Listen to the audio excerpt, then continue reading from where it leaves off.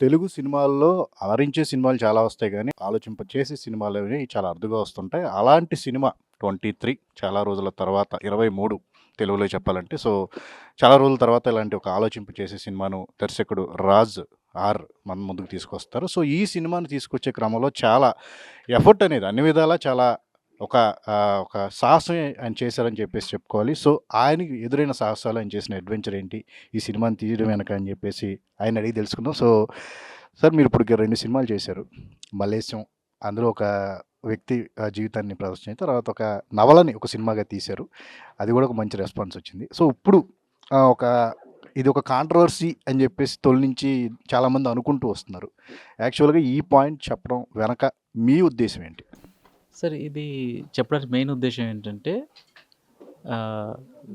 Main story వచ్చేసి sir ఇది ఒక మంచి లవ్ స్టోరీ సార్.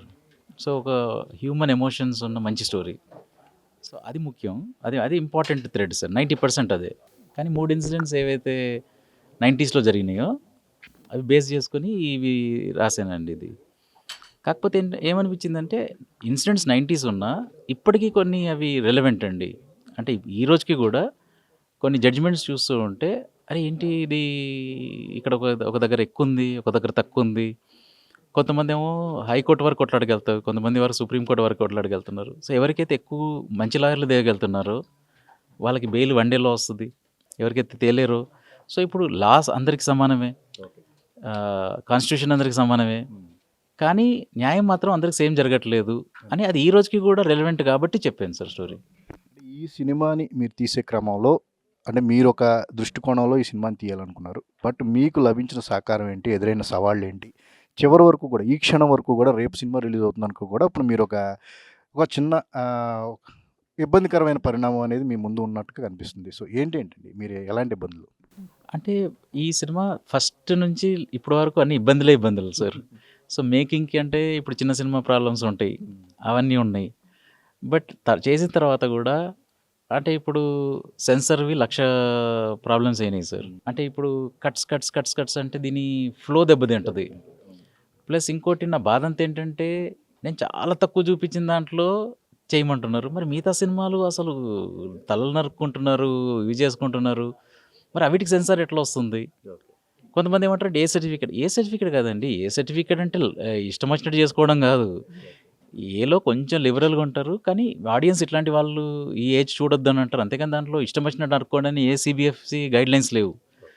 సో ఇది మాత్రం చాలా బాధ అనిపించిందండి సెన్సార్ విషయాలు. కాకపోతే ఇప్పుడు న్యాయం ఎలా సేమ్ లేదు అని అంటున్నానో, ఇది నేను అనుభవించింది ఏంటంటే సెన్సార్ కూడా అందరికీ సేమ్ కాదు.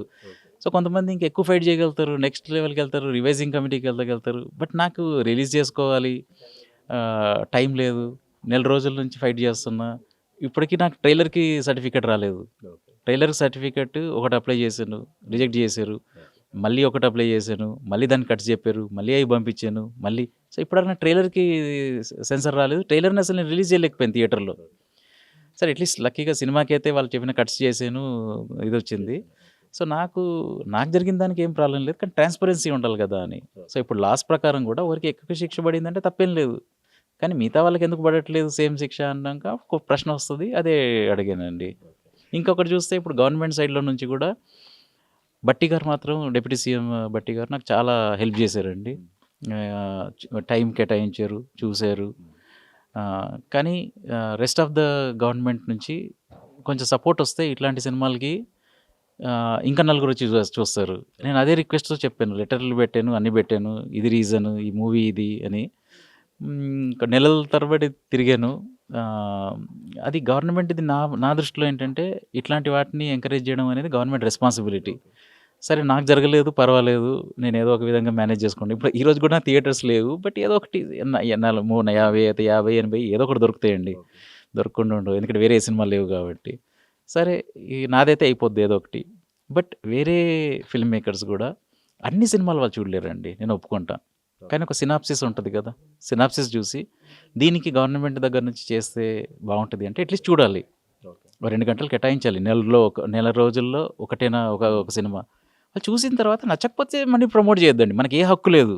గవర్నమెంట్‌నైనా, ఆడియన్స్‌కి, ప్రెస్‌ని, గవర్నమెంట్‌ని, ఆడియన్స్‌ని ఎవరినైనా మూవీ చూసిన తర్వాత చేయమని అడగడం మనకు హక్కు లేదు.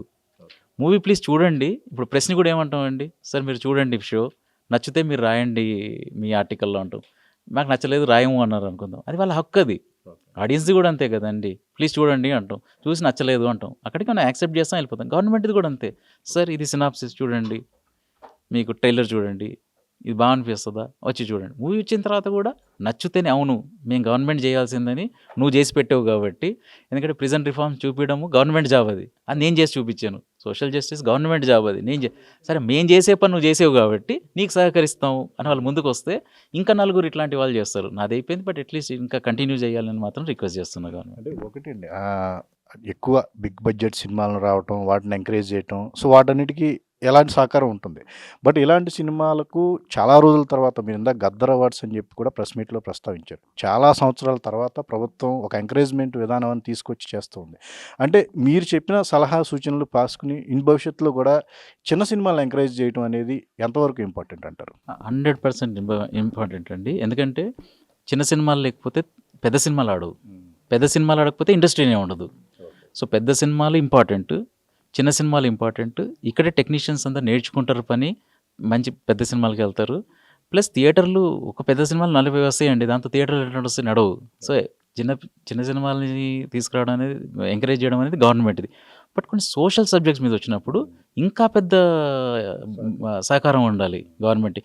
సార్ వాళ్ళు ఇప్పుడు ఈ మూవీకి ఇప్పుడు నాకు ఒక 1,00,000 ఇచ్చారనుకుందాం సబ్సిడీ. అది నాకు ఇంపార్టెంట్ కాదు. ఒక ఒక ఒక ప్రెస్ ఈవెంటో ఏదో తెచ్చి మేము చేయాల్సిన పని ఈ ఫిల్మ్ మేకర్ చేసాడు. సో అందుకనే మేము ఒక ₹1,00,000 10,000 ఇస్తున్నాం అని చెప్తే దాంతో ప్రెస్ వస్తుంది సార్. ప్రెస్ వస్తే నలుగురికి తెలుస్తుంది. అవును గవర్నమెంట్ ఈ సినిమాని ఎంకరేజ్ చేశారు అంటే చూసారు వాళ్ళు, నచ్చింది, ఎంకరేజ్ చేశారు. నేను నచ్చకుండా చేయని మనం అనట్లేదు సార్. అది మనకి ఏ హక్కు లేదు. కానీ అన్ని సినిమాలు చూడడానికి కూడా వాళ్ళకి టైం ఉండదు కదా సార్. చూడండి వాళ్ళు మినిస్టర్లు 1,00,000 పనులు ఉంటాయి వాళ్ళకి ఆఫీసర్లకి. సో అందుకని మనం సినాప్సిస్ తీసుకెళ్ళాలి. సినాప్సిస్ చదవడానికైతే 10 నిమిషాలే కదా సార్. అవును ఇది దీంతో మనం చేసే పని చేస్తున్నారా? సో ఇట్లా చేస్తే ఏంటంటే ఇంకా 4 ఈసారి నేను చేశాను సార్. ఇట్లా ఎంకరేజ్ చేస్తే ఇంకొక 4 వస్తాయి. ఇంకో 5 వస్తాయి. అన్ని రకాల సినిమాలు ఉండాలి సార్. ఎంటర్‌టైన్‌మెంట్ సినిమాలు ఉండాలి. అవి ఆడాలి. పెద్ద బడ్జెట్ ఆడాలి. చిన్న బడ్జెట్ ఆడాలి. సోషల్ కాసెస్‌కి చేసేవి వాడాలి. ఎవ్రీథింగ్ ఉంటేనే వర్కౌట్ అవుతాయి. ఈ సినిమా విషయంలో మెయిన్ అంటే మీరు మనీ కంటే కూడా ఈ మెసేజ్ అనేది ఎక్కువ మందికి ఫార్వర్డ్ చేయాలనే ఉద్దేశంతోనే మీరు ఈ సినిమా చేయడాన్ని అనుకోవచ్చా? 100% సార్. ఎక్కువ మంది కూడా కాదు. అసలు ఎవరు చూడకపోయినా నాకు ఇది ఫ్రీగా ప్రిజన్స్‌ని ఇప్పుడు గవర్నమెంట్ సపోర్ట్ చేసి ప్రిజన్స్‌లో ఏసుకో నువ్వు ఈ సినిమా ఫ్రీగా. అది చేసినా చాలు నాకు ఈ సినిమా తీసినందుకు. సో ఆల్ ద బెస్ట్ అండి. Thank you so much.